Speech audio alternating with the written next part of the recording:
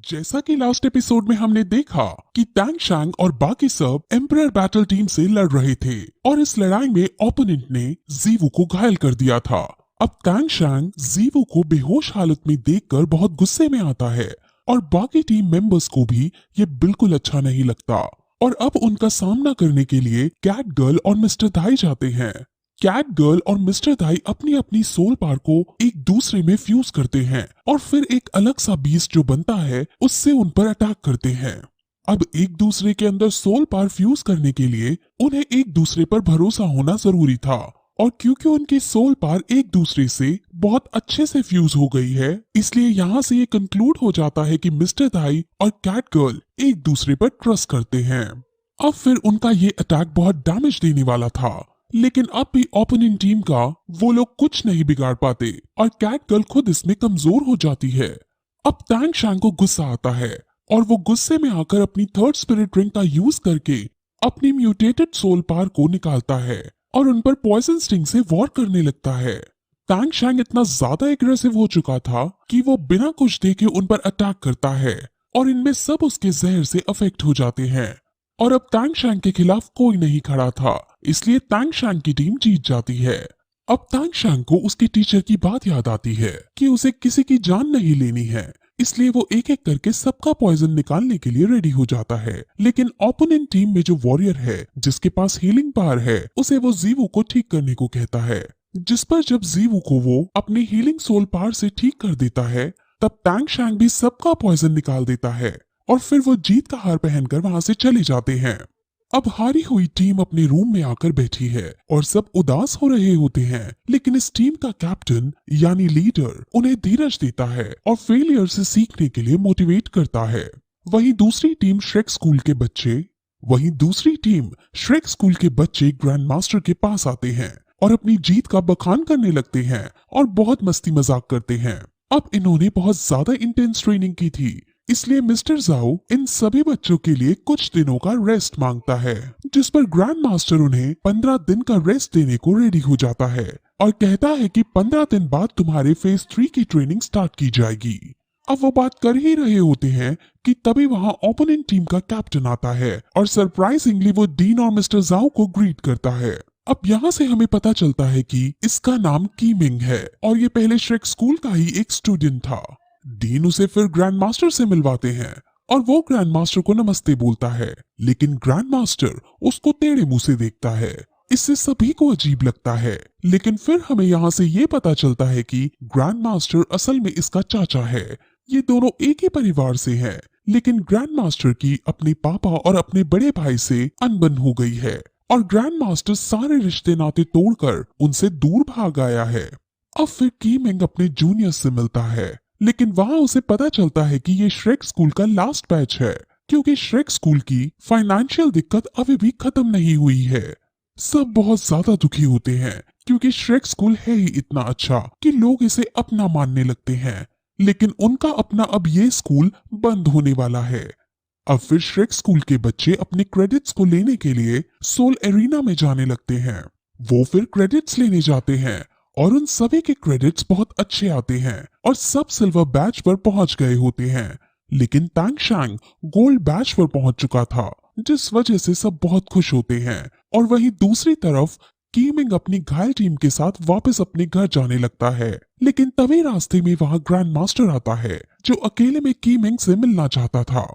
कीमिंग और grand master आपस में बातें करते हैं जिसमें कीमिंग पहले तो ग्रैंड मास्टर से वापस घर चलने को कहता है क्योंकि कीमिंग के पापा और भाई वगैरह सब ग्रैंड मास्टर को बहुत याद करते हैं लेकिन ग्रैंड मास्टर मना कर देता है और अब ग्रैंड मास्टर आज के मैच के बारे में बात करता है जिसमें वो कहता है कि आज की तुम्हारी हार का कारण तुम्हारी एरोगेंस था। कीमिंग भी उनकी ये बात एक्सेप्ट कर लेता है क्योंकि वो हमेशा अपनी ब्लू टाइटनिंग आर्टिक्स के एरोगेंस में ही रहता है जिस वजह से आज का मैच वो हार गया। वो आगे से इस मिस्टेक को दोबारा ना करने को कहता है जिस पर अब वो ग्रैंड मास्टर का शिष्य बनने का पूछता है जिस पर ग्रैंड मास्टर उसे मना कर देते हैं क्योंकि वो सिर्फ श्रेक स्कूल में पढ़ाता है और वो उसे कहता है कि कभी तुम्हें अपनी कैपेबिलिटीज का स्तर नापना हो तो तुम टैंग शैंग से लड़कर देख लेना। जिस दिन तुम उसे हरा दोगे उस दिन तुम ग्रेट सोल लैंड मास्टर बन जाओगे। अब ये सुनकर कीमिंग को अच्छा नहीं लगता, क्योंकि उसके अकॉर्डिंग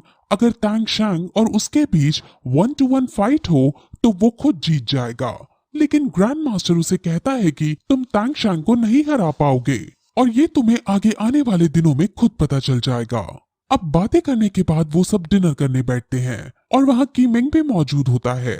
वो सब कीमिंग से बातें करने लगते हैं और उसका लेवल पूछते हैं, जिस पर जब वो अपना लेवल 62 बताता है तो सब बहुत ज्यादा शॉक होते हैं। कीमिंग उन सभी की एबिलिटीज को देखकर बहुत खुश होता है। कीमिंग हेवेनडो इंपीरियल एकेडमी के अंदर एक टीचर है और वो अब उन सभी जूनियर्स को अपने स्कूल में पढ़ने के लिए इनवाइट करता है। अब जैसे ही डीन ये सुनता है तो वो गुस्सा हो जाता है और कहता है कि तुम्हें क्या लगता है कि हम श्रिक स्कूल में इन्हें अच्छी एजुकेशन नहीं दे रहे हैं। जिस पर अब ग्रैंड मास्टर वहाँ का माहौल ठीक करते हुए कहता है कि इन्हें अब कीमिंग के साथ हेवेनडो इंपीरियल एकेडमी के अंदर ही जाना चाहिए, क्योंकि एक साल बाद जो कॉन्टिनेंट एलाइट टूर्नामेंट है उसमें भाग लेने के लिए सिर्फ रजिस्टर्ड स्कूल से ग्रेजुएट होना चाहिए। लेकिन हमारा श्रिक स्कूल रजिस्टर्ड स्कूल नहीं है, जिस वजह से अगर ये बच्चे यहाँ ग्रेजुएट हुए तो ये टूर्नामेंट में भाग नहीं ले पाएंगे। डीन अभी भी इस बात को स्वीकार नहीं कर पा रहा था, क्योंकि वैसे भी ये लास्ट बैच है और ये लास्ट बैच बीच में ही श्रिक स्कूल छोड़कर जा रहा है।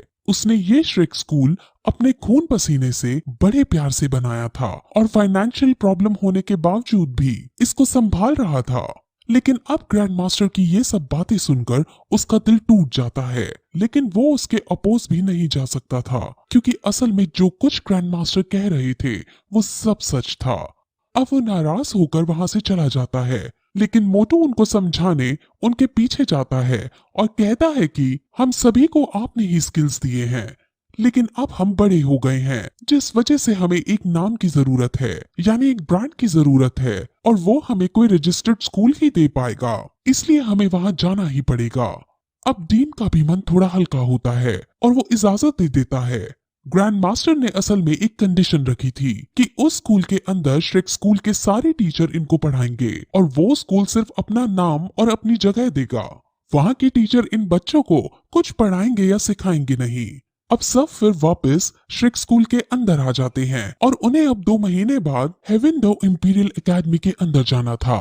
और अब उन्हें 2 महीने का रेस्ट मिल गया था। अब तांग शैंग निंग रोंग रोंग के पास जाता है और उसने जो क्विंग ट्राइब के लिए बहुत सारे हिडन वेपन्स बनाए थे उनके बारे में बताता है, जिस पर अब वो डिसाइड करता है कि जब वो एकेडमी पहुंचेगा तब वो क्विंग ट्राइब में जाकर खुद अपने हाथों से ये वेपन्स उनको सौंप देगा। अब फिर तांग शैंग अपने कमरे में चला जाता है और वहां पर वो और भी कई वेपन्स बनाता है और ऐसा करने में उसे बहुत वक्त भी लग जाता है। वो अपनी सोल पावर का भी यूज करता है और फिर एक दिन फाइनली उसका वेपन बनकर रेडी हो जाता है। वो सभी को अपने ये वेपन्स दिखाता है और उसकी ताकत को देखकर सब बहुत शॉक हो जाते हैं, क्योंकि उस वेपन से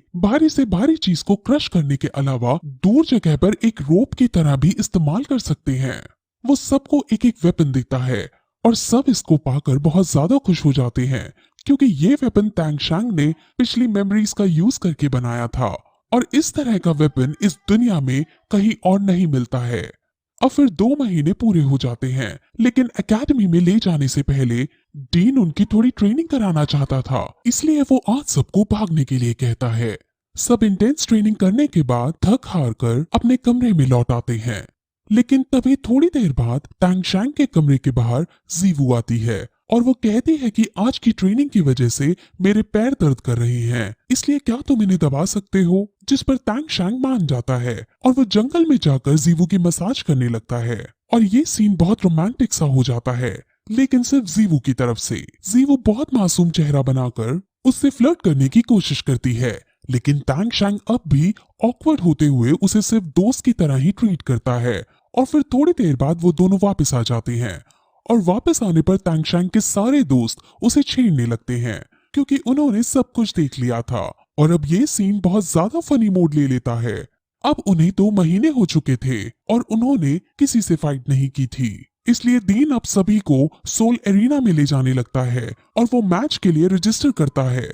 लेकिन उन्हें पता चल जाता है कि उनके लेवल का वहां कोई भी नहीं है, क्योंकि वहां कोई भी गोल्ड बैच पर नहीं पहुंचा था। अब उनको ढूंढने पर एक टीम मिलती है, लेकिन उन सबकी लेवल 40 से ज्यादा थी और वो ओपोनेंट टीम को या तो मार डालते थे या फिर घायल करके छोड़ देते थे। उस टीम का नाम फील्ड बैटल टीम है और वो बहुत ज्यादा खतरनाक है। ग्रैंड मास्टर इससे लड़ने को राजी हो जाता है, लेकिन डीन और बाकी सब इसके बिल्कुल खिलाफ थे, क्योंकि इसमें श्रेक स्कूल के बच्चे हारेंगे नहीं बल्कि जान से मारे जाएंगे। लेकिन फिर ग्रैंड मास्टर डीन के कान में कुछ कहता है और डीन मान जाता है, और अब इस लड़ाई के लिए एक स्पॉन्सरशिप भी मिल जाता है, जिसमें अगर वो इस बार जीतेंगे तो उन्हें 30,000 सोने के सिक्के दिए जाएंगे।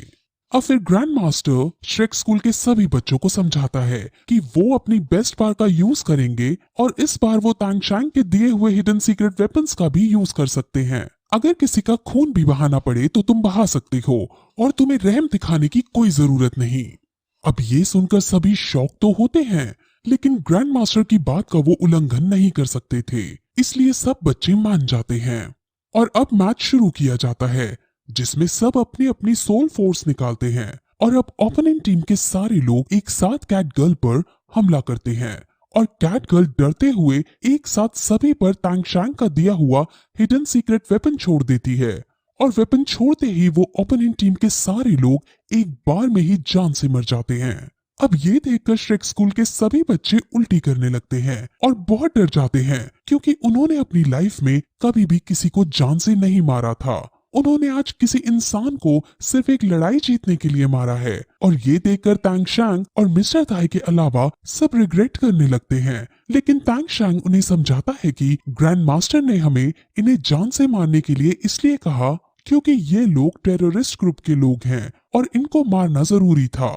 ग्रैंड मास्टर असल में उन्हें ट्रेन करना चाह रहा था, क्योंकि उन सबको लड़ना तो अच्छे से आ गया था, लेकिन अगर कोई बुरा आदमी उनके सामने आया और उसकी जान लेनी पड़ी तो ये श्रेक स्कूल के बच्चे हिचकिचाए ना। वो उनको युद्ध के लिए तैयार कर रहा था। अब सब बच्चे समझ जाते हैं और नॉर्मल होने की कोशिश करते हैं। अब हालांकि डीन को भी थोड़ा दुख होता है, लेकिन ग्रैंड मास्टर का ये डिसीजन एकदम सही था, इसलिए वो दुख छोड़कर ये डिसाइड करते हैं कि जितने भी पैसे हमें मिलेंगे उनमें से 90% हम इन मरे हुए लोगों के परिवार को दे देंगे। अब सभी श्रेक स्कूल के बच्चे रूम में आ जाते हैं और आज की बात की वजह से उनमें से किसी को नींद भी नहीं आ रही थी, लेकिन उनको ये कभी ना कभी तो करना ही था, इसलिए वो खुद को संभालते हैं और इसी तरह ये एपिसोड खत्म हो जाता है।